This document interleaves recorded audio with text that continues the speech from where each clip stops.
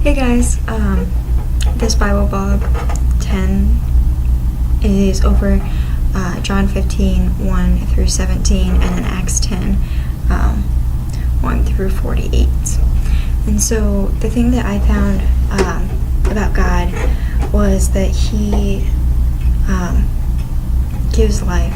And one of the things that really demonstrate that is John 15, 1 through 17. Because that's the thing where He's like, I am the life, like I'm the way. But that one was the I am the vine one. And through that, Jesus is the vine. He's a thing where if we're not connected to Him as a branch, then we would not be alive, we would die and have that. So that was that. The people within here, and like one of the things from Acts, it was the story on how Cornelius had a dream, or an angel came to him, and Simon/Peter had a dream, and how they were going to go, and how Simon/Peter couldn't say that his people were, like God's people were unclean when God already redeemed them clean. And so that was one of the big points, is that you can't say that somebody is unclean and not worthy of something if God already claimed them. And so one of the things that related to John 15 was how people sometimes, like in our lives, they are dead branches, but that doesn't mean that they can't be witnessed to. Like dead branches as in they're not connected to the vine.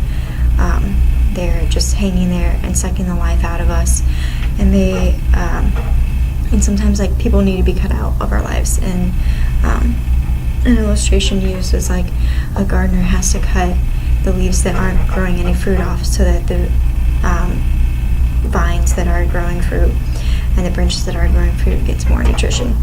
The thing about creation is God uses the analogy that He's the vine and we're the branches.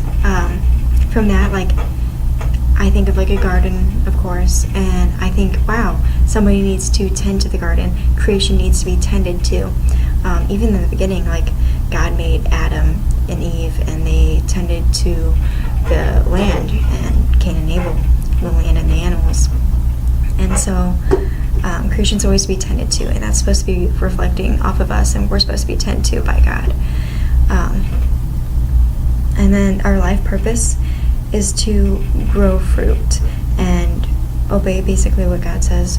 But growing fruit is definitely, if we don't grow fruit, then we're dead, and that's not a life purpose if we're living throughout the dead. This one's a lot more shorter, mainly because I don't feel well. I'm sorry if that was crap. But yeah, alright. Bye.